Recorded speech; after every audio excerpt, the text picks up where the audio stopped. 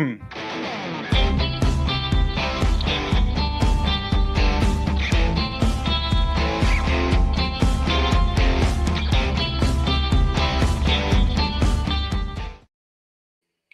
it going, everyone? Welcome to Up North Live. New title. Figure that kind of fitting.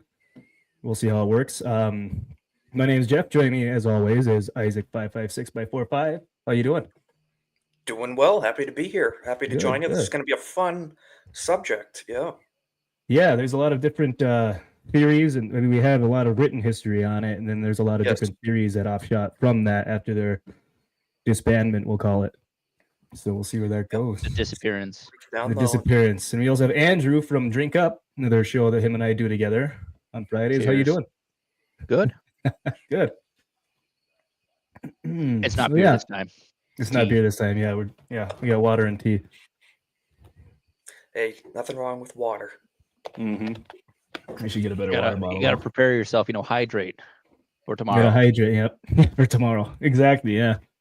So, before we get started, I wanted to go over this that I've been keeping an eye on down in Cusco, Peru, at Sacsayhuaman. They've been digging the bottom of the wall to see how deep the rocks actually go before they end. And this was started August 22nd was when they first broke ground. So a little bit ago. Looks like Graham Hancock was down there. Was I sent the? Oh, cool. Yeah. So day 8, they reached the bottom. What they determine as the bottom or the actual bottom? I think they reached it where they're underneath the rock. Oh, okay. But look. Or is that a doorway? It could be. Yeah, so they're going to sample the soil and see how old the soil at the bottom of the wall is to really get date. 6.2 feet. And that's quite a ways down. Yeah. Obviously, it was built during the Ice Age. Frost was moving things, and they don't want the structure to collapse. Or another theory is earthquakes. They built it to withstand earthquakes. Yeah. So I think it could have mudslides or some dirt pile up. Varming. It could have been anything. It's one of those mysteries. I think they say the Inca built it in the 12th-ish century, but not that long ago. But these megalithic structures are up to 10,000 years old, as we know. So that we know. Yeah, exactly. But yeah, and Andy and I were actually the shape of those stones, though, is magnificent. The way they're crafted, and it is unbelievable. Yeah, we were Andy and I were down there. Yeah, last year. It's almost like they sanded it to smooth them together. Yeah. Mm-hmm. I touched that rock. Look at that one right there. Yep, I touched that one too. So that was a little not as deep, but still a little bit of water in there. They could have had some water flow. They had the culverts and pre-aqueducts and everything kind of built in. So makes you think, like you said, agriculture. If they have waterways, potentially, who knows? Irrigation. Yeah. What do you guys think? You think it's only maybe a few hundred to a couple thousand years old? Do you think it's a lot older? I'm thinking thousands. It has to be. Definitely. They had pre-Inca culture down there, and there's stuff that they don't even know about, so they don't know who did it. I think. Those could be built on top of other stuff. Absolutely. Yeah, that's most places in the world that are ancient or even newer are built on top of older structures. So yeah, I thought that was pretty cool to start the show out with a little bit of that. So got some in the chat. Wall. It's always a wall. Nerd Files, how's it going? Working and lurking. One day he'll get a day off. Someday. Got OP Jeff. Secret Society is our focus of research. All right, cool. Don't know how we're not too expertly trained in the secret societies, but what little bit of research what research we did get, I think we can make a good argument for some stuff. Jake Martin, good to see you. Hail, Jake. Yeah, absolutely. Hail you all. Thanks for joining. All right, so we're gonna broad history of the Knights Templar. Basically, here I'll just pull up this Britannica. We'll just go over the footnotes of their when they started. So, Knights Templar, originally before they started calling themselves that, was the poor Knights of Christ in the Temple of Solomon, or the poor fellow Knights of Christ. Yes. At the end of the last crusade, after the Holy Land had been secured from the Muslims, people were getting on their pilgrimages to the Holy Land. They're getting attacked and raided and all that stuff from raiders on the road. So this one guy who's a knight, where was he? What was his name? Dupain, I think it was his name. Dupain. I had it pulled up. Hold on. I got notes. That's why I took notes somewhere. Bring up Anyways. the notes. It was right here. Are we talking early history? The beginning, at the end of the First Crusade, yes. Yeah, like 800 years ago ish, right? 9? Yeah. 900? Yeah. The hell? There it is. Yeah, Hugh Dupain. I was gonna say. I was just about Yeah, to say. He I know it's the he was pain, but safeguard. yeah, I don't know where the hell my notes went. They had a notebook right here, with a bunch of notes on it. Yeah, safeguard the Christian travelers and whatnot. Found them. Kind of like the early bodyguards. Kind of makes me think like highway patrol of the time. You know, the Yeah. highly traveled Mhm. roadways, ensure safe travel. Especially when it was like war-ish times or Yes. different groups Oh, fighting each other, absolutely. different bands. Like each 100 acres had like a different king, and you're like, oh hey, Yeah. we need safety traveling here. We're just lonely people. Yeah, no, it was Dupain and 8 or 9 other knights.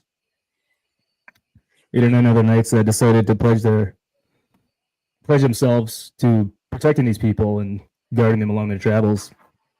So that was pretty interesting, and they basically took a vow of like celibacy.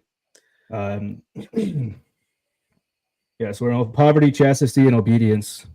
Pretty to much like only priesthood, it this. sounds like. Yeah. Yeah, they were monks. They're monks. They were monks. Yep, kind of. they were monks. Yep. They were warrior monks, which is, Pretty I cool. guess, at the time, kind of a paradox because you're either a warrior or you're a monk. So they were both Warrior monks.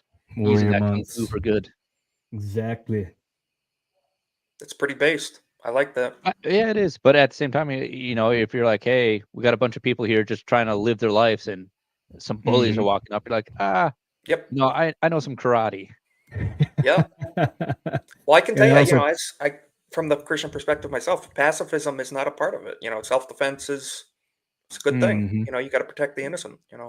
Mm-hmm. So Yep. So yeah, they were poor when they started this. They had no money, just kind of the shirts on their back and the armor and swords they had.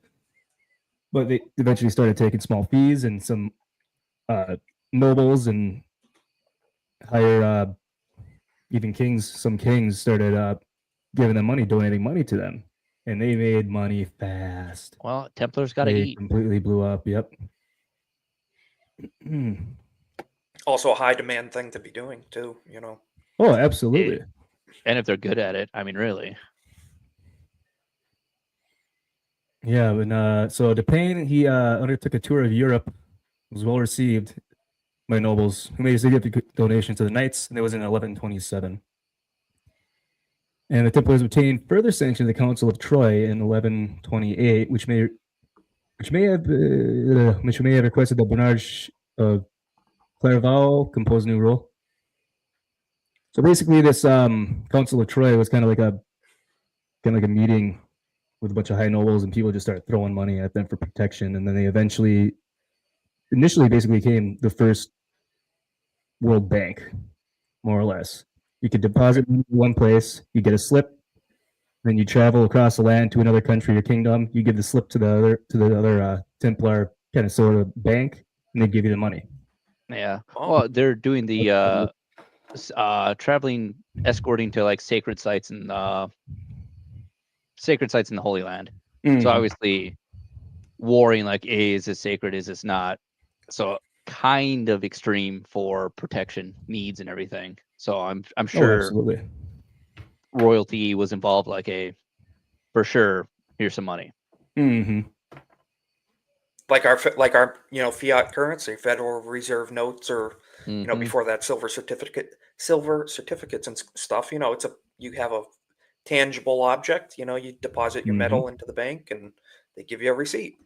Yeah. How much you cool. deposited? This is confirmed. This is Mhm. what you have. Hey, And how's it obviously, going?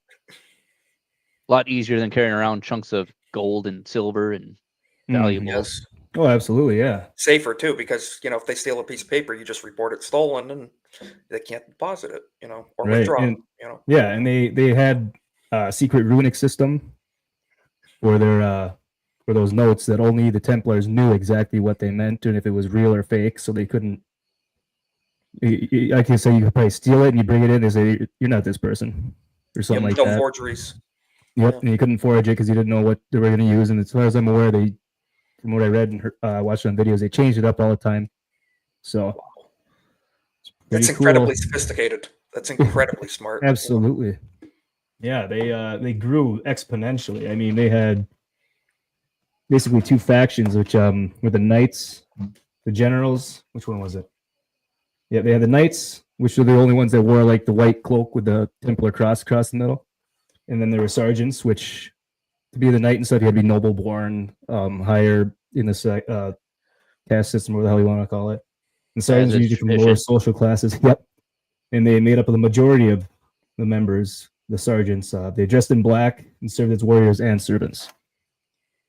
So yeah, which I wasn't aware of that until recently. I thought they were all white, the white cloak and the Templar cross, but no, they had the lower ones were the black garb. So Yeah, they Mhm. had a ranking system for sure, and Mhm. different roles and responsibilities and such, and it's pretty cool. I need one of those cloaks. That's on my kind of list to get. That'd be so cool. Yeah, there you go. Well, That's Good Christmas is quality coming. one.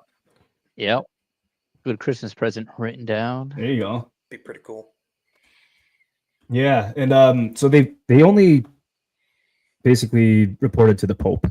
He was in charge of the only person in charge. They gave him 1139. Pope Innocent II issued a bull that granted the order special privileges. The Templars were allowed to build their own oratories and were not required to pay the tithe. They were also exempt from episcopal jurisdiction, being subject to the Pope alone. So that means they were basically a borderless army. They As didn't long have to as, listen to the kingdoms. Christianity and whatnot Mhm. ruled. I mean, Yep. But say the king say you can't do this, like yeah we can. See ya. So they were Yeah. not subject to jurisdiction like modern Mhm. law enforcement. Mm-hmm. Gives them a lot of flexibility and leeway for enforcement and stuff and Oh, protection. absolutely. Yeah, no, they didn't have to pay taxes to the kingdoms or anything like the church and all that stuff. Yeah, there you That's go. the Jake. OG 501c3, like a church. Yeah, Yeah. pretty Yeah. much. Yeah, absolutely. hey, we have to claim Yeah. this tax. This banner says otherwise. Yeah. Sorry, bro. Pope said no. Yeah. Let's see here. Yeah, they had a pretty. They followed the monk stuff pretty closely as well. Like the monks, Templars heard the divine office during each of the canonical hours of the day and were expected to honor the fasts and vigils of the monastic calendar. They were frequently found in prayer and expressed particular veneration to the Virgin Mary. They were not allowed to gamble, swear, or become drunk, and were required to live in a community, sleeping in a common dormitory and eating meals together. They were not, however, strictly cloistered, as were the monks, nor were they expected to perform devotional reading. Most Templars were uneducated and unable to read Latin. Oh So yeah. The word of the Pope. That's all you need to know. Mm-hmm. Yeah, as long as someone tells you, you But can understand what someone says. the Pope goes. All right. He said it. We're just going. Mm-hmm. Because that's what God wants. That's That is why we eventually had that Yep. schism 500 years ago when we said, what, we like to be educated and learn for ourselves, and Yeah. kind of some people broke away, but You're telling me God wants me to fight and die in this war? Okay, well, They're insane. I got wife and kids. Yeah, well, the war's more important. Well, if God wills it. Deus Volt. But I will say, with the moral principles and stuff, gambling, Mhm. drinking, chastity, all that. I mean, if I'm going to have a powerful force enforcing stuff, it probably is good to have a certain level of standards that, I don't want a bunch of I don't want them turning into pirates if they're going to Well, be yeah. policing, you know, we don't need them gambling on who's like, hey, can we take over that town? Yeah, let's bet on it. Let's see. Yeah, we're escorting this prince, to the Holy Land here. You know what? We could kidnap him and get some ransom money. Exactly. Yes. By the mid 12th century, the constitution of the order and its basic structure were established, headed by a grand master who was elected for life and served in Jerusalem. Let's see. Territories are divided into provinces, governed by provincial commanders, and each individual house, called a preceptory, was headed by a preceptor. So they had quite the structure, all the way down to the. What was that? They did. I bumped my. Oh, Pardon me. I No. didn't know if that picked up. No, all right, it's perfect. it's cool that they had structure, like that, Mhm. and it's cool that we can recite that, 800 years later, that was all documented too. It's pretty cool. Might have a point, but some. I mean, they could take remember. about chastity after having the wife and kids. Yeah, that's I true. mean, Well, I know a well, lot of people who did I would that. say they would take it before, and maybe when they retired, they no longer Could do that. applies. Yeah, I mean, if they lived long enough. Yeah. Right, yeah. A lot of them it didn't go too well later on.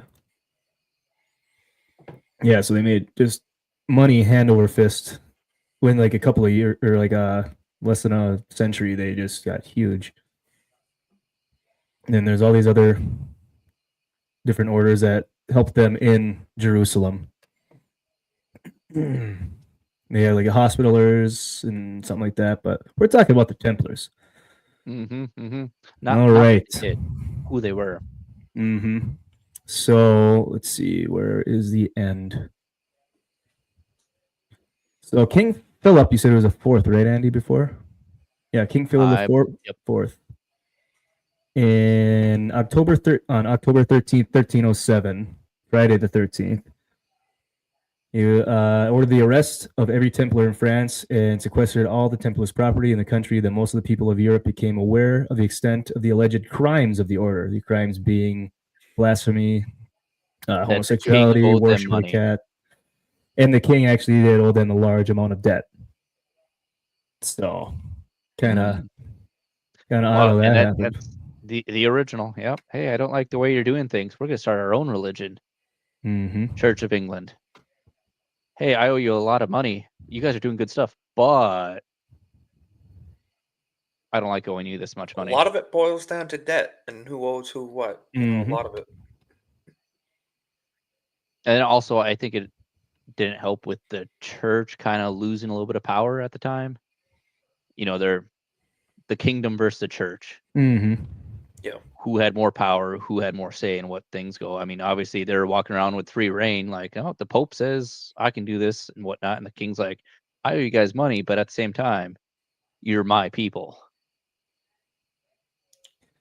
Yeah, so they were claiming that they were just doing all these blasphemous heretic acts. They're saying at the order's secret initiation rite, it was claimed that the new member denied Christ 3 times, spat on the crucifix, and was kissed on the base of the spine, the navel, and the mouth by the knight presiding over the ceremony.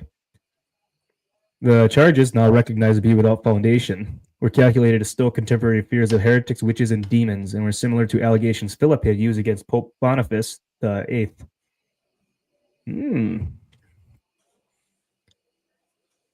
But in the end, they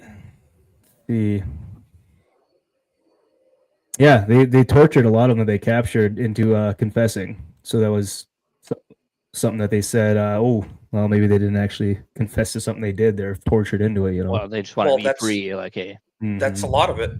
Basically admit that you did it, or the torture doesn't end. What are they gonna do? Of course they're gonna say I did it, whether they did or not, to stop being tortured. Yeah. I mean, you can be a proud, believer and whatnot for as long as you want, but there's something somewhere will probably break eventually. Right. I mean, unless it's like straight up blasphemy, denying God, then yeah, obviously you Yes. don't want to do that. But I'm saying like, oh, did you commit this war crime? They might just be like, yeah, okay, I did. Stop torturing me. It's like, Yeah. okay, you know. Yeah. Let's see. The knights who confessed were reconciled to the church, were sent into retirement in the orders, houses, or in monasteries. Those who failed to confess or relapse were put on trial. Among those judged guilty was the order's last Grand Master, Jacques de la Mole. Brought before a commission established by the Pope, de Mole and other leaders were judged relapsed heretics and sentenced to life in prison. The master protested and repudiated his confession and was burned at the stake. The last victim of highly unjust and opportunistic persecution. And in any countries that were not in France where this all happened, they were found innocent on all charges. So, Okay. yeah. Well, that's quite telling there too. Any other country that didn't do that, Right. just France. Yeah. I think it came down to again the French power versus the Vatican, the Pope, and everything. We're like, hey, we got to show we're in charge, not you guys. Yeah, pretty much. Surprised with being France, they burned them at the stake and didn't go with the guillotine. Well, right. France was big at the time. They're like, no, we're we do everything here. Pretty much. I mean, that's right around the time, few hundred years after they conquered England, right? Essentially, that timeline. I believe the Norman conquest. That was a Yeah, the few Norman hundred years conquest. after. Yeah, no, they had a. So a lot of them did leave, the ones that did get out of France, and they allegedly had to. Some of them went to Portugal. Yep. And started a new chapter, which was the Knights of Christ, I think. They rebranded to that, and then others are. I believe some went to Spain as well, right? Didn't they? Yep, they went all over the place. Spain. Some others say they went up to Scotland. Oh wow. With was it St. Clair, I think. The St. Clairs, which we'll get to that. And from them they kind of just disappeared from all we can tell. Let's see, the vow of chastity, eventually they're gonna die off. Junior offshoot of Freemason. Especially if they continue those vows Okay. after persecution and everything. Right. Not all, obviously. I guaranteed some made it through, got these subsects and everything. Yeah, and one of the theories is they fled to the New World before Yes. Columbus ever did. 100 years at least. Canada. Yep. What we would call Mhm. the southern east coast of Canada. Oak Island area. Yeah, a lot of Newfoundland, people Nova suspect- Scotia. Yep. And we're actually going to get into that a little bit. Maine as well. People suspect different islands off of Maine, and And in opposition knows? to York. Okay. Let's see. Which one I had? I got all sorts of right here. I'll share this one quick. This was actually, I think, on Oak Island's thing. A money pit. Which Yes. Yeah. So this way. Templars fled to Scotland to take refuge. Yeah. But which Thanksgiving? Taking with them precious religious treasures, including the Holy Grail from the sanctuary fortress at Montségur. A book by Michael Bradley entitled Holy Grail Across the Atlantic presents enticing evidence that such an event occurred. This in turn leading to a possible role played by the ruins found nearby New Ross and, of course, the mysterious Oak Island money pit. Now, I haven't watched Oak Island in a very, very long time. I fell off of it. But Isaac, have you been? You mentioned earlier you've been watching. Yeah, I've watched bits and pieces. I watched a lot of the early seasons, and then some of the last couple seasons I watched episodes here and there. Okay. But what I really gathered from the last couple seasons was they found so many artifacts that were traced to, like we said, France, and different iron objects that had the molecular structure of iron from France and that area and stuff. So there were all sorts of fragments of items that were tied back to Europe, that they're finding in Nova Scotia, and that were buried, deep and very likely, like you said, before Christopher Columbus time, finding the New World. So a lot of interesting ties there. People think the Knights Templar, and like we said, could have been some massive amount of gold or the Holy Grail or something. Yeah, Who all knows? their treasures didn't get taken. I think in some of their strongholds when the king's forces went in, there was cleaned out. I think even when they Yep. raided in the Temple of Solomon in Jerusalem, I think that was cleared out too. I bet. So Yep. let's see. Yep, Portugal as Ordem Militar de Cristo, Military Order of Christ. That's what it was. The Portuguese King Denis I refused to follow orders of the Catholic Church and said merely changed the order's name. There you go. See, the Portuguese explorer rebranded essentially. Yep. Just like a lot of things. Portuguese explorer João Alvarez Fagundes was said to have visited Nova Scotia around the year 1521. In 1607, Samuel de Champlain found an old moss-covered cross near what is now Advocate, Nova Scotia, which some believe was erected by Fagundes 80 years earlier. Another connection showing that the Templars would have been aware of these lands. Okay. Pretty cool. Yeah, and Champlain eventually made his way this way. Did a lot of discovering through the Great Lakes and the Mississippi River area. I wonder if that's what they named Lake Champlain after in northern Vermont, up near Canada. The biggest lake in Vermont is Lake Champlain, I believe. And wonder if on his way through, if they all have to. I'm gonna look that up. Yeah, I bet it has. Because that's along his route. Yeah. Let's see what's this in the end here. The late Zena Halpburn, a Knights Templar researcher from New York and previously mentioned in regard to the inscribed stone, also introduced a map with strong evidence of a link to Oak Island. Is there a connection between the Knights Templar and Oak Island? Was the fleet of a dozen ships that sailed to Prince Henry Sinclair in 1398 part of the Templar fleet? A fleet containing the treasures and wealth that escaping members of the order had been able to flee with. Only time will tell. I don't think so. I think they're going to keep that in the church. No. I mean, they probably had some relics and everything, but I'm going to say there's Holy Grail. It might have been at the time, kind of like one of them false flags, or like, hey, the Knights took it. Trust us, it's not here. Don't invade us or look. Right. It's over wherever. And obviously, the Knights are traveling around anyway. They're like, hey, we know these lands. We'll travel. Here's some minor stuff, crosses and coins, and I think all the main stuff's still at the church. Yeah, I don't know. I haven't found any. I mean, nobody's got any evidence unless you're Dan Brown. I'm sure there is evidence. You just got to buy a book. Dan Brown Da Vinci Code. Dig deep.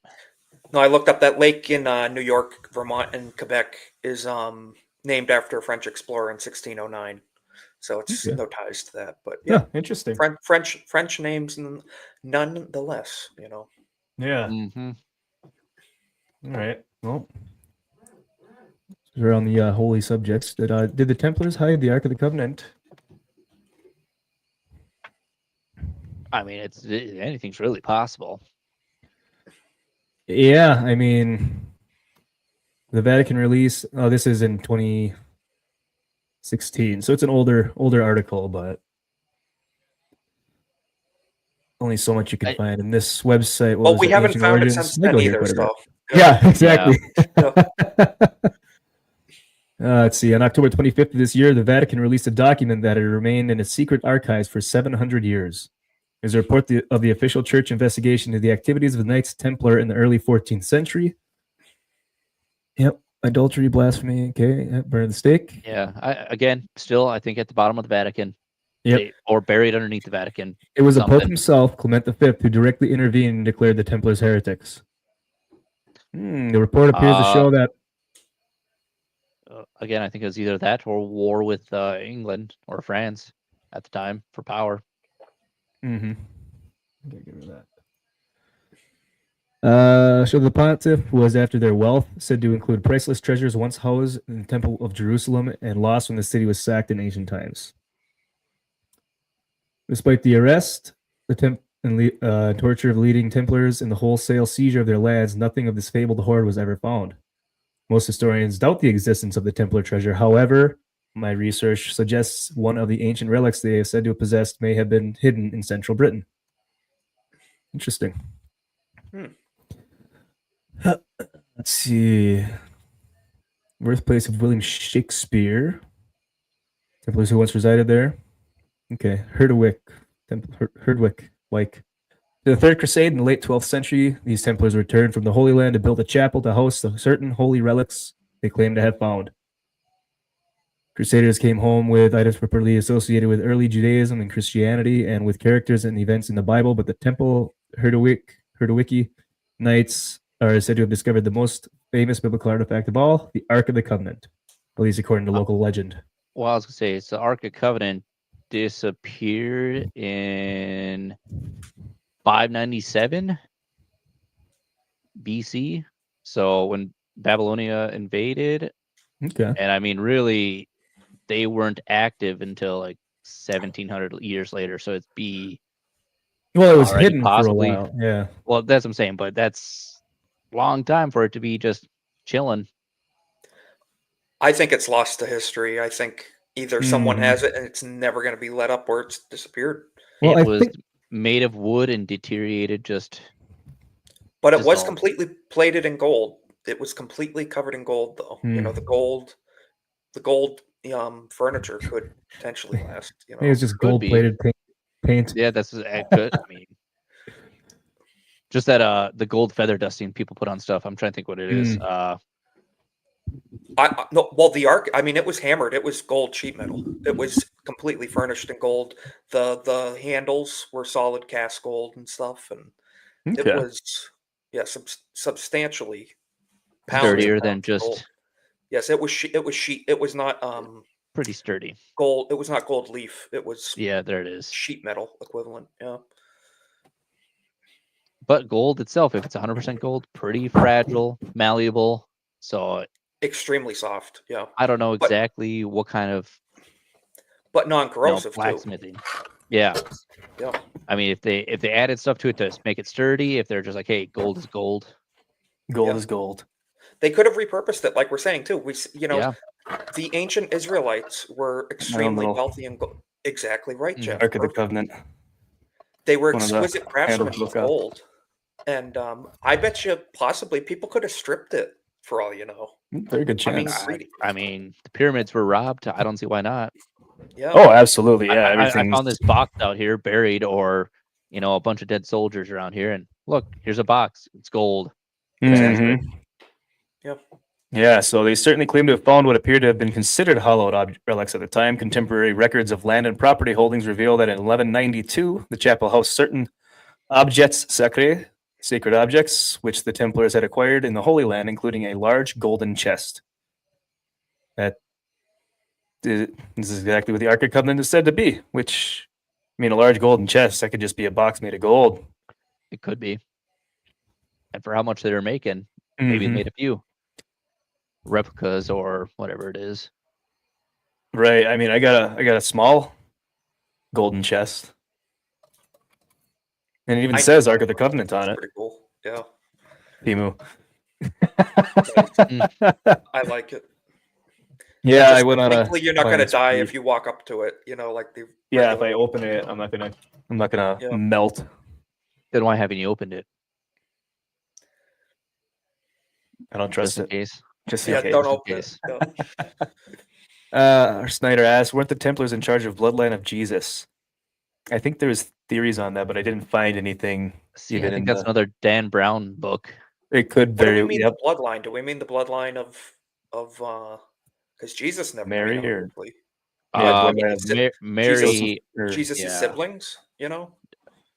could be I that. don't know. The Jesus' hidden child. Well, no. Well, I'm just saying. The thing is, no.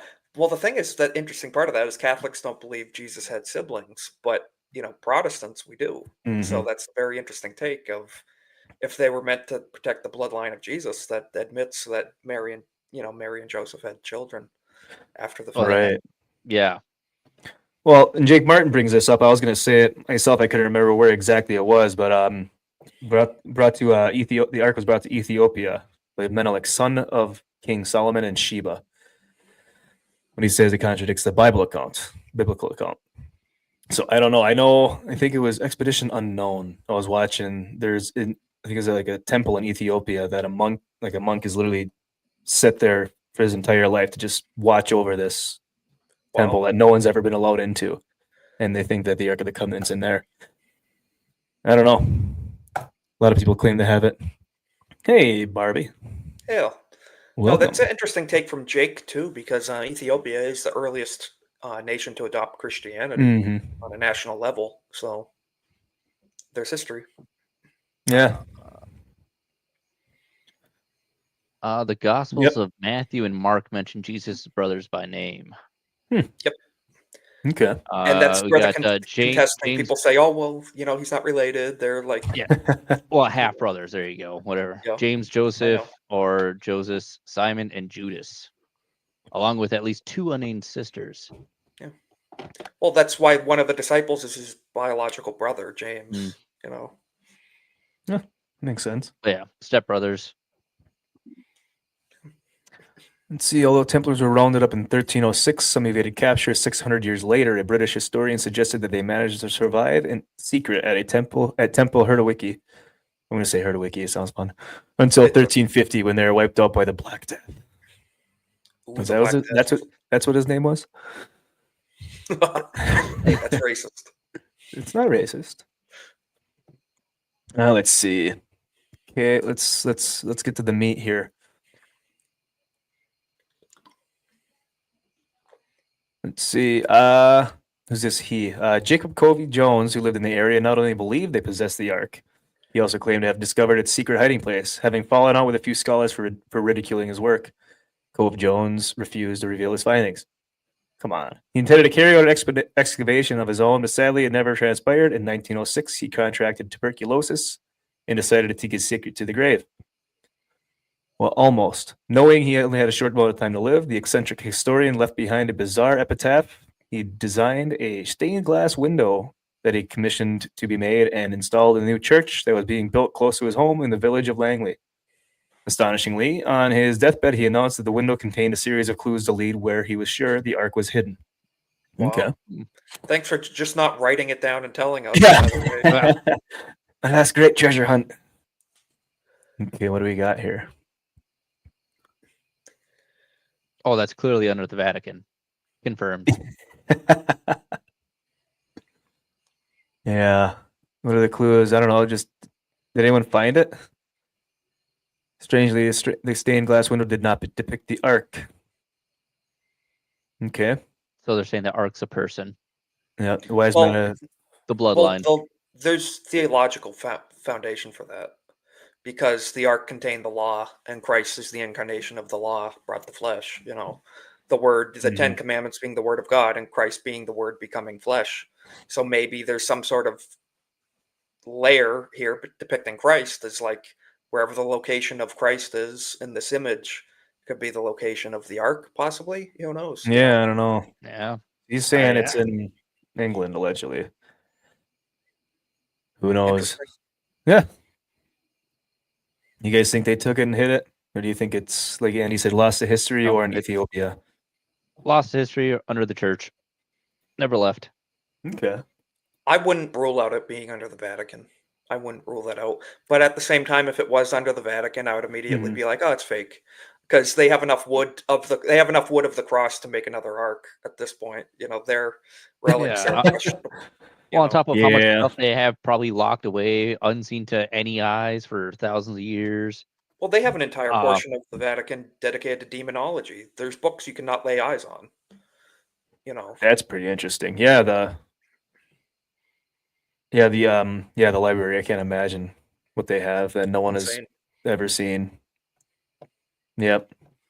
There's certain rooms you require such a level of clearance to access in that place. Okay. Yeah, so not even back the to Pope himself can making get in it to America. Yeah, very true. Back to absolutely. Back to America. So one of the theories is, I don't know if you guys know what the Piri Reis map is. Heard of it. And it doesn't let me zoom in on it. He's someone that very old map maker, right? Yep. Turkish Admiral Piri Reis, I think it was in 1513, only part of the original map, survives. It said that he Istanbul. Constantinople. Yep. So anyways, he was allegedly it's been said that he drew this map based off of older reference maps. And Off memory, or did he trace them? he just referenced other maps that were older. Okay, well. And the coastlines here, basically America, is what they figure. Looks Like, more yeah, like like Mexico to me. Guatemala goes down. Right, but that would mean that they knew about it prior to what he did. I mean, Is that you like have the top shoulder Africa, of like, Straits of Gibraltar up here. Let's say what so what? what That's year was South this? America. This is 1513. Yeah, that's what they figured. South America, even down here with Antarctica, I think is what they told. I don't know. It's been a while since I've read into it. But I'm just wondering, sea levels and everything. If they had water, mhm. different parts where things actually looked nice. Oh, absolutely, yeah. And there's actually there's mean, a couple of maps from Lakes were way there, back. lakes weren't, oceans were, Mhm. bigger, smaller, cities, towns. So one of the theories that I read about this was maybe he was referencing old Templar maps in the 1300s. Could have been. And I mean, the Templars could have even taken the routes that the Vikings took 300 years Yeah. earlier. Kind of island hopping across the North Sea, in the north, Greenland, Iceland, into Nova Scotia and Labrador, Mhm. Newfoundland. Yep. I don't know. So I thought that was kind of interesting. No, Pretty that cool would that the make Viking sense. that found Greenland called it green to propagandize everyone into coming over, and they didn't want to when they found out it was cold as hell. You know? Mm-hmm. Yeah, same as Iceland's kind of not very icy. Well, it's icy, but it's not what you'd expect. It's possible Jesus had a wife who was sent here to experience being human. Yeah, I mean, I don't know. I disagree with That's that. Isaac's. But That's Isaac's wheelhouse. I 100% disagree with that, but respectfully so. You know. Yeah. Yeah, but that would also be show his humanity, commitment, and stuff, and not of being a Mhm. higher power or anything. So, I mean, really, he could have. It's just not in the Bible, though. Yeah, but Well, why would it be? Because then it takes away, the power and everything that he had, yeah, his divineness. there's nothing wrong with marriage. Just for people, Right. for sure, it's highly encouraged. But Yeah, I be look at his fruitful and mission multiply. Yeah, command. Yeah. Yeah. Remember hearing about the Newport Tower? That's got to be somewhere near. That's Rhode Island. Okay, maybe a little further away from you. Hey, yeah. So theories for years were saying that this is secret, was built by the Templars, Okay. but I brought it up because it's one of those things that so many people have studied and talked about over the years. And like, oh, the Templars did it. The sunlight comes through this hole up here. It hits this rock over here, which is the only rock in this whole wall that is different and all that stuff. What does it mean? What does it mean? And I don't know. American Stonehenge, almost. Yeah, that one's interesting. American It means Stonehenge. people were bored and they built something. Yeah. But let's see. That remains is of a European wooden mill. craftsmanship, though. That's not Native American building. Oh yeah, no, that's absolutely. But they're saying mid 17th century, so 1650s area. Has received attention due to speculation that it's actually several centuries older and would thus represent evidence of pre-Columbian transoceanic contact. Well, I mean, as the Vikings have proven already, there was already pre-Columbian contact. Carbon dating shows this belief to be incorrect. So I don't know. What do you guys think? Anything's We possible. had knights from Scotland and Massachusetts before Columbus ever got here. So, I mean, It comes down. It comes down to written history and everything. Who was there first? Whoever wanted to write it 1st. Mm-hmm. I mean, they could have been there, obviously, building stuff. Having families, absolutely, yeah. With the natives and everything, and then eventually become its own people. And then you're like, hey, why do I need to travel anymore? I'm done, settled here. And why go back and tell everybody about it when it's a nice land or whatever? Right? Yeah, I don't know. You mean I can live here, Hey, how's it grow going, my Cody? own food, live freely, not have to go back and pay taxes?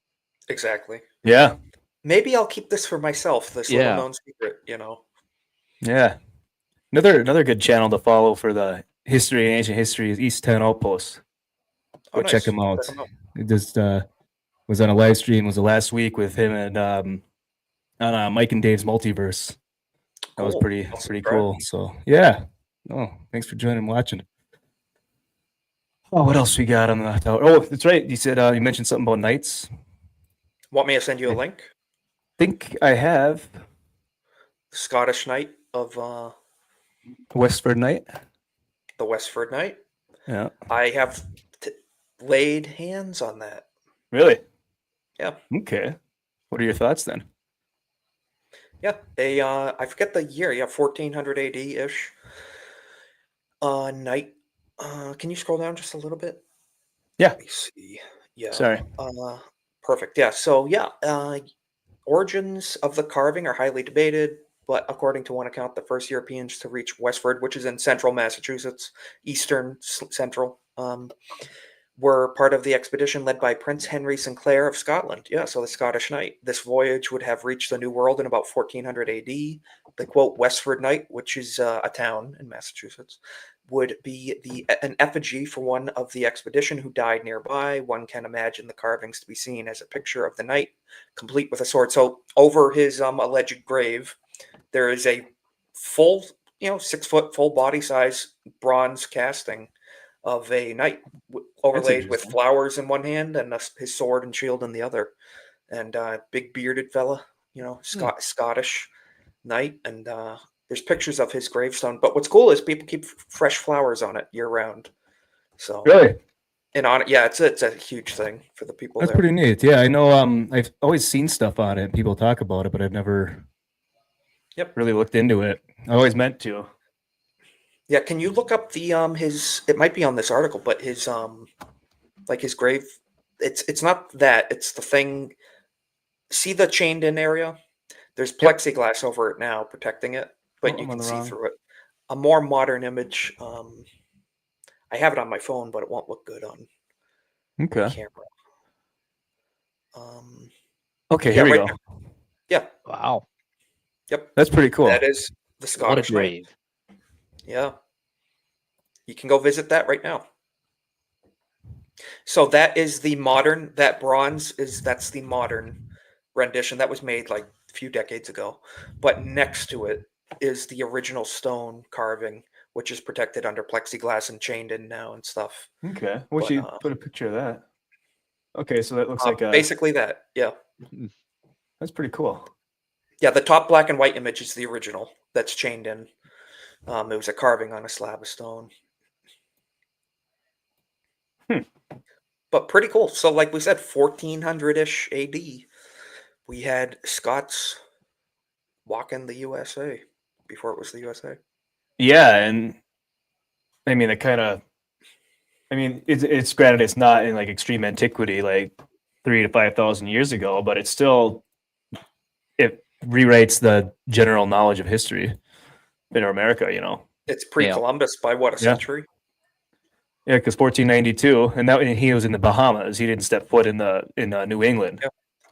So. But still, before the American continent was found by before Columbus was born. Yeah. Yeah. Did you have any other information on the Knights at all that I can look up? There's not much more to go off of. This article. Okay, pretty much it. All right. There's no documentation, I don't think, on his lineage or his. I don't even think we know his name. Okay. It was but we know he was a member of Prince Henry Sinclair, his party. So we know he was a member of that party. Yeah, Sinclair. That was an interesting. So, Whispered Knight. Yeah. Let me. Yeah. Oh, zoomed in on the wrong one again. Mm-hmm. You think yes. The Vikings were here. They were absolutely here before them, but I don't know if they were in New England or in like U.S. I know, but there's a chance that Where there's waters, they traveled on boats, Mhm. and that could be the whole coast. Yeah. So I'm between Vikings and Templars from what I've gathered on the Kensington runestone, which was found in Minnesota. Because in Central and And South America, don't they have stories of talking about red-haired people, essentially red-haired yep, giants? red-haired people, light-skinned Yeah. people that came from the sea or the land beyond, stuff like that. Yeah. You talk with Tim Hogan or Scott Walter River. I have not, but I've watched a lot of their stuff, and this is where I'm bringing up Scott Walter's stuff. Scott Walter is a forensic geologist. Basically, he looks into like the stones and rocks and stuff like that, geology stuff. And he's been a big proponent on the Kensington runestone being legit. So in 1898, which is kind of funny because 1898 is really close to the same time as the Michigan tablets, the Newberry tablet. All these old tablets are being dug up in farm fields, or underneath uprooted trees. So it's an interesting doorstop. Uses the doorstop for 80 years exactly. Yeah. So I don't know. I mean, maybe it was all a rave as news started going around. But let's talk about the Kensington runestone. Ever since a Swedish immigrant farmer claimed to have unearthed the 202-pound Kensington runestone, carved with runic characters and inscribed with the date of 1362, true believers have insisted that the stone is real and chronicles early Norse exploration of the New World. Comes now Scott Walter, a Minnesota geologist and a longtime champion of the stone's authenticity, with what he says is new evidence that the stone is real. Walter says his research shows that the visiting Vikings were also Knights Templar, and the stone they left was more than a narrative of exploration. It was, he said, a claim of acquisition covering the Mississippi, Missouri, and Red River watersheds. So I don't know. And a lot of these runes, from what I gathered and I saw interviews from Scott, was a lot of these runes weren't known to Americans or even a lot of Norse immigrants at the time. And I think he said he went over somewhere in Scandinavia. He went and he was looking at old rune stones carved in like this building or something like that. And he's like, "Hey, this is on the Kensington runestone." The guy's like, "You're the only person to ever say that." Know what it means. So yeah. Well, imagine I'd like that to go just, visit it just sitting sometime. around for all those years. They don't know what it is. Yeah. It's pretty amazing. Let's see. That's where it was. Yeah, I mean, people always say it's a hoax. Where was it? So basically, he did all the testing on it, and the rock isn't sandstone like most people, the fakes nowadays, are like unfired clay or fired clay or sandstone. And he said it's solid rock. It's like 1.5 billion year old rock or whatever. And so it's definitely took some work. If someone forged it as a fake, it took a while, but even if it's real, it still took a while. And I think he's been doing more and more research into it. And everything he says or that he's found comes back to real. So I don't know. Pretty cool. Yeah, because carving real stone is much more of a task than sandstone or clay, Oh yeah, and you had to have skill to do it. I mean, back hundreds of thousands of years ago, that was their when paper. you don't have steel. You don't have steel tools. You have iron. Soft iron, and yeah, it's pretty cool. I think it's still on display. It's not too far from here. Maybe I'll go see it sometime. What do you think, Andy? A trip. Yeah, a trip. Yeah, we'll take a trip. Stuff. Yeah. At least to see him in person, compare him visually, be like, yeah, I can see that. Okay. Good dudes. Yeah, no, actually, I really like to talk to Scott sometime because there's America on Earth show, that the episode he did about Michigan's copper. I have some nitpicks about that. Yeah, absolutely. And a lot of stuff that I've read and listened to him on interviews and talk about it. I need to get his book, The Hooked X, or a few of his books. Goes in a little more detail on that. Yeah. Yeah, for sure. Uh-oh. He's gone, but he's there. I'm here, but I've burnt up my tabs. Oh, that's all right. Yeah. No, a lot of interesting stuff for sure. I think we tackled that particularly on the subject of the Templars and the Ark and stuff. I love that stuff, you know. Yeah, it's interesting. I mean, and then there's a theory that the Templars eventually turned into the Freemasons. Yep. And then, George Washington, all that, America. Hell yeah. Yep. But I don't know. Maybe the Freemasons were just a idea offshoot of the Knights Could've. Templar. A lot of ties. It's a whole rabbit hole, you know, the Freemasons and Christians are not a huge fan of Freemasonry, you know, in a lot of ways. And people are like, oh, well, you can be both. It's like, well, it's interesting depending how much you dig into Right. it, you know. See if I So, can find. I was reading thread earlier on the Templars and the Masons and all that, and there was just I always go through comments on stuff like that, and these people were just back and forth on it. I can't find it at the moment; it's on my phone, but back and forth. One guy's like, "How do they go from noble knights protecting all these people, all this money, to lowly masons? That's the dumbest story I've ever heard." I'm like, this guy doesn't get it. Masonry was not lowly No, whatsoever. no. It's I a mean, highly skilled trade, you know. oh yeah. Look They at also have the vow of poverty. no, they didn't I vow mean, it too originally well. when they started, but I mean, Maybe it was just they didn't keep the money for themselves. They kept it just for the organization, yeah. like a church Yeah. sort of But thing. Freemasons were not just stone masons either. They No, were yeah. craftsmen of all sorts. So they could be Mhm. scientists, they could be mathematicians, they could be gunsmiths, you know, they could be essentially Specialized. working with it's essential. You know what a lot of, in my opinion, mentally, I tie Freemasonry with is the Tower of Babel. Essentially. A lot of people who say with enough wit and with enough whatever we can surpass and get the God's level, kind of, if that's the goal, even. But essentially, they believe, you know, I don't want to put words in their mouth, but that's what a lot of people Right. kind of connect it with, kind of like Tower of Babel, the spirit thereof kind of continued on. Just type of attitude, you know. Yeah. No, that makes sense. Mainstream to trick non-Catholics into their rituals. Yeah. I mean, OP Jeff, you'd say you're the one that this is your area of study, so I'm going to take your word for it. Absolutely. But I mean, yeah, like Cody was saying, Masons came from Templars, both draw from Hermeticism. And they Yeah, also there's a lot of secret ties. languages, secret meetings, secret handshakes, Yeah. stuff like that. I mean, I was watching a show the other day. They were talking about Freemasons in DC and that DC's street layout with the Capitol building, the White House, all that stuff. It's like Yep. the symbology of them. Treasure. Yeah, it's pretty neat. Yeah, but it's still the Declaration of Independence. You know? Look at it. Follow the lines. Follow the roads. Yeah.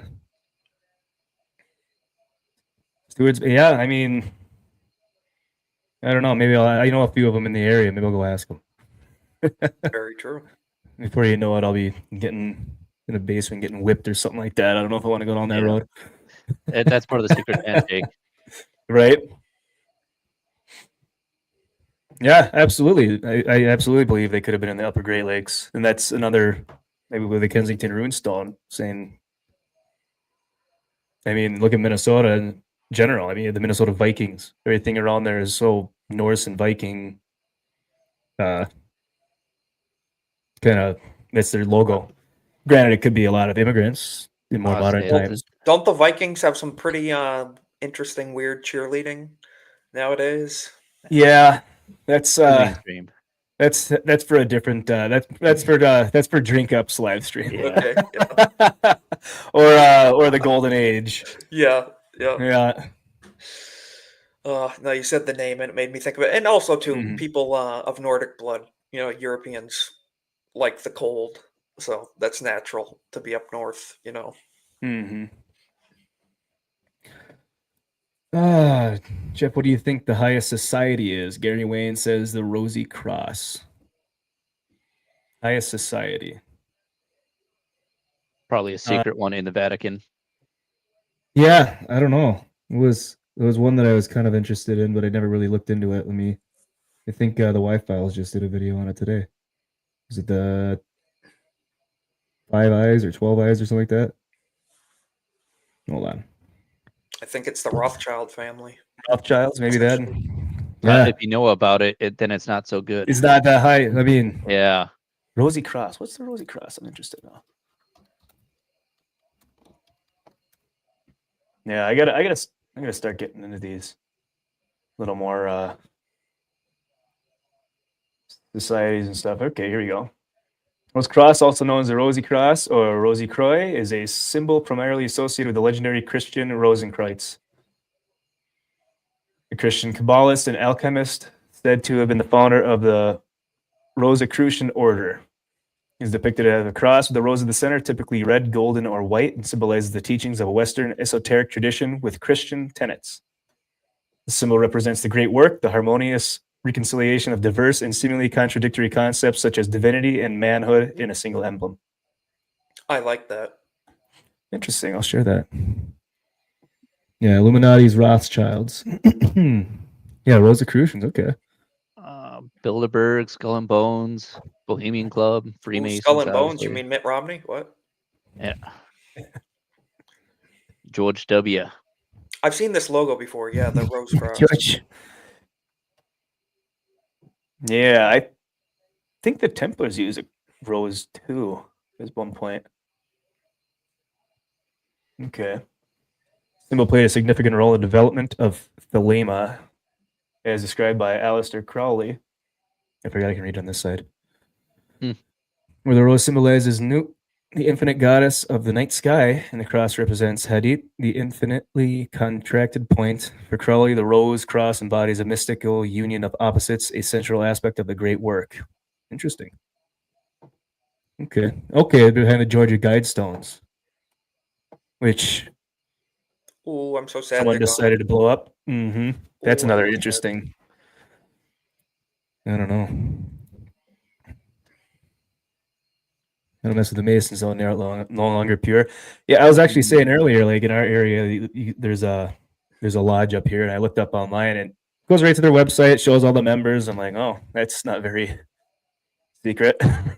Well, I think it gets to the point where it's like they start losing so many members, or age and everything. They're like, oh, we're trying to get some new people in here. How secret can we keep it? Yeah, what I can don't we know. do? I mean, there's that And cicada group. Interesting. We're gonna say that, Oh, it's like you see them. Yeah, pull it up. They engage in stuff like even local politics now openly and everything. And I don't know if that contradicts anything of what they do. I don't know. Don't know much about modern masonry, really. I don't. Yeah, I mean, and then you have all the Hollywood's really kind of fantasized a lot of things too. That kind of falls into play. I mean, like National Treasure. I don't know how much of I'm sure the older Freemasonry stuff is pretty solid, but nowadays you think, oh, they're a Freemason. They must be all these secret societies. It's like, that's just Gary down the block. Every Thursday, he's up with his buddies and has a few beers. Well, you mentioned Hollywood. I think they're just satanic at this point, Yeah, there's lodges. Every town I go to, a small town in the middle of a cornfield, there's a lodge. Okay. I mean, what else? They got the giant owl or bear statue or something. The giant owl. What? I've heard of that one. Shit. Like I said, I gotta get into this. But I mean, it's the giant owl, Bohemian Grove. That's what it is. Yeah, Bohemian random Grove. thing. It's like, oh, what are they doing out here? Well, clearly something secret. Oh, Majestic 12. That's what I was thinking of. Revealing that. Okay. Yeah, no, the Majestic 12 was the one I was thinking of. That was UFO cover-ups and stuff like that back in Roswell and all that. Yeah, I don't know. What was it? I know there was one. It's like the governments, like high governments and stuff like that. I think it was like the 5 Eyes or something like that. But no, after seeing all those different societies. I'm interested in all of those. I mean, the people watching the show right now, we are a secret Mhm. society. We are for everyone to watch. That's right. Yeah, see, shoot the breeze, shoot some pool. It's kind of, I mean, that's all I've ever known. You hear, oh, someone's grandpa going down to the lodge, Yeah, I figured out I was gonna pull this one up earlier. Interesting. Yeah. Well, that was the whole point of the masonry, though, is like interconnected, bringing people in and promoting them to help each other out, Yeah, I don't know. like most societies and everything. Yeah, this is Yeah, just a no, good yeah. old boys club. Yeah. Probably just an excuse to get the hell away from their wives for a while too, and go, drink and hang out, Absolutely, yeah. Mhm. Can't say you're going to the bar. But Not we gonna have go to the garage. official business. I can't tell you about it. Mhm. It's secret. Refreshments We were gotta go. served. Yep. Exactly. It's that's kind of dumb. I mean, I didn't think about this when we were talking about these stuff being fallen because the states are being cleared for timber and farming and mining. Yeah. Every time I see an uprooted tree in the woods, I always go look underneath it now because of people finding stuff in the 1800s. Mm-hmm. Can't imagine what was up here before the mines and the logging came through, though. I mean, whatever was here was just flattened. Pyramids. Pyramid. Temples. They're very well. I mean, could be a pyramid. The Ontonagon pyramid. Well, One that I'm trying. if it was the pyramids, the Goa'uld took them on their mothership. The gold. So Yep. Mhm. that's what we know. Absolutely. A third, maybe fourth Stonehenge. Okay. So 33rd. Oh wow. Okay. Never spoke word. Kind of reminds you too of like veterans. They don't, World War II veterans. They would never, Mhm. or Vietnam. They never Oh, talk yeah. about what they did ever. Kind of similar, like Grandpa didn't talk about it. Yep. Like these guys are saying. Well, that could also be a secret society in the secret society. Exactly. Secret Oh, I know a within few secrets. Vietnam vets that don't mind talking about the stuff they Yeah. did. Yes, I've heard one that's just like they open up. It's like, okay, moving It's like- on. Maybe I didn't know gasoline was such a useful tool. Good to know. Let's move on. you did what with napalm? All right. Yeah. No kidding. It's a good run. Nice. Yeah. Well, we have anything else we want to add to the conversation, or we think we got her covered there? I think we tackled quite a bit. Yeah. Yeah. I'm pretty happy. No, we had great chat going tonight too. I love it when you can take stuff out of the chat and add it to the show, look some yes. stuff up. It helps a lot, Contributes especially the stuff. greatly for everybody being here. Big time. Yep. Yeah. So thank you all for joining us tonight. Mhm. It's definitely something I'm going to start looking more into. Is these different societies? I mean, I've always heard about them. People told me about them, but I never really paid attention as much as I kind of starting to want to. So yeah, that's going to be something to get into alongside the ancient history of the world in the Upper Peninsula here and surrounding areas. So yeah, what do you think, Isaac? Do you think the Templars made it to America in the 1300s, 1400s? I think they did. Whether, like we said, I don't think they stayed. I think they, I don't see any influence, whether they turned into something else here. Like we said, we went over that, but I think they did. I think some made it here, and possibly tried to bury treasure or tried to do whatever or tried to seek refuge. But no, I think Templars made it over here, and I think people traveled a little more freely than we give them credit back in the day. I think they made it around. It's my opinion. So yeah, I think so. Andy? Yep, 100% agree. Oh, Definitely perfect. traveled. Well-known travelers.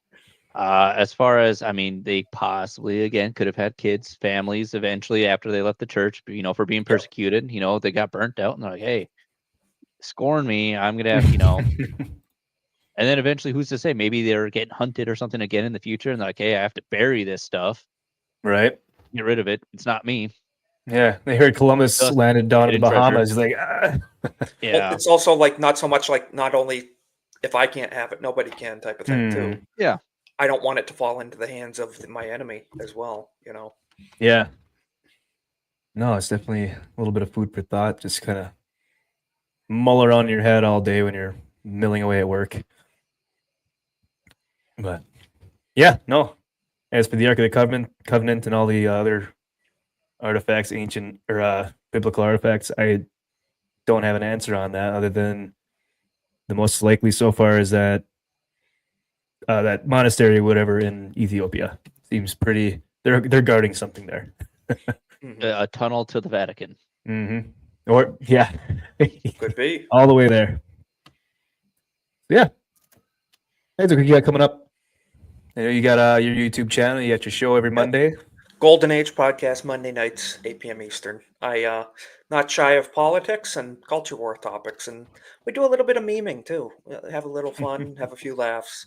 Nothing too serious. It's nice to come over here and tackle history with you guys. It's nice to change it up. I don't really get to do much of that on my channel. We're in the current day. We're breaking down internet news and modern culture war issues, and it's nice to step back and kind of decompress and break down things that have been. And it's nice. So yeah, that's what I'm up to. If people are interested, but Nice to use the brain shit. for once. yeah. But yeah, that's Andy. it. Okay, cool. Yeah, I've dropped the YouTube link down there for anyone that's in the chat that's interested. Also in the description below, along with his X and Kick I channels. appreciate it. Andrew, Yes. what do you have coming up? What do we have Drink coming Up. Drink Up on Fridays, 7 p.m. Central. Pretty much the same stuff. News, topics, things to get ready for the weekend. Relax, have some beverages, refreshments, libations. Your weekend pregame. Yeah. Just pretty much anything topic related, news, sports, games, Gaming.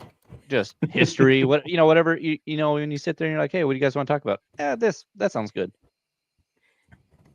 And then Tuesday, Leveling Up, where we actually game. Yeah. Play the video games. Play See the some future. video games. Yeah. A little bit of the decompression night of the week. Just try to have some fun. Yeah. Other than that, reading books. Almost done with Brandon Sanderson, Isles of the Emberdark, and R.F. Kwong's Catabasis. Nice. Yeah, I'm enjoying them so far. I'm going to be tackling Jack Carr's True Believer, which is Terminalist, like part 2. Oh, Want to read that before the next season comes out of the makes show. sense. Yeah, I know. How was it, Lone Wolf or Dark Wolf or something like that, or whatever the. I'm going to be watching that. I've missed it so far. I'm going to binge watch it soon. It's on my watch I gotta list. watch that. Mm-hmm. Yep. I actually just started reading Sassy Soba's book. Very Sassy's book. nice. Yep, I am number 8 or 7. Is it 7? I think I am number 7. Yeah, Yes, pretty interesting. So I bought it when she was on the GCA, but I hadn't been able to take a chance to open it yet. I just did the other day. I'm hooked for a little bit. She'll I've love gotten to it hear so far. that. So yeah. Yeah, absolutely. But as for me, again, he said drink up on Fridays at 7:00 on DrinkU.P channel, and hopefully make a video this weekend. But I don't know yet. I got to work through the weekends, so pressed for time on a lot of stuff. So I might use this as the weekend video and take a week off from that. But other than that, we're all set. All right. I want to thank everyone for joining. Everyone in the chat, everyone is lurking, popped in or out, whatever. Hope you enjoyed it. Interesting stuff. We're going to try to do this every other Thursday. New name, Up North Live. In progress. A little works on. Yeah, it's still in progress, but that encapsulates a little more of a broad idea Gives us some instead of flexibility Jeff and too. Isaac talking. Exactly, because we have Andy on here sometimes. So far, 2 in a row. Random talks. But- I just sit here and stare. So, I think it's going to be fun too because we can bounce all over. We're not mhm. we're not in a chronological binary. We can jump to different points in time, and Yep. I look forward to it, man. This is a fun stream. Like I said, it breaks up what I'm doing, the current day stuff. It's very enjoyable. So thank you for putting it together, Jeff. It's awesome. Yeah, absolutely. Thanks for coming on, man. I remember this was a brainchild of yours and mine about 8 months ago. We were Yeah, yeah. we talked Yeah, about this we for quite a procrastinate while. a little sometimes, Yeah, when you but have a this real is- life outside of the internet, it's tough. Mhm. But Yeah, no, I think this is our fifth live we've done. I think fourth I or believe fifth. so on this channel. Yeah. Yeah. So Yep. hopefully more to come. Yeah, as I like I just said, I don't know if you probably just heard it now, but try to do every other Thursday. So today will be the every, next week will not be. So starting today, every other Thursday. Every other I will. Thursday. I'll have to make a schedule. So But that we'll would get be around the to it. first at this schedule. It'd be the first and third Saturday. I mean, not Saturday, Thursday of this Okay. month. So Yeah. Yep. All right. Once again, thanks everyone. You guys have a good night. Thanks for joining, and we'll see you.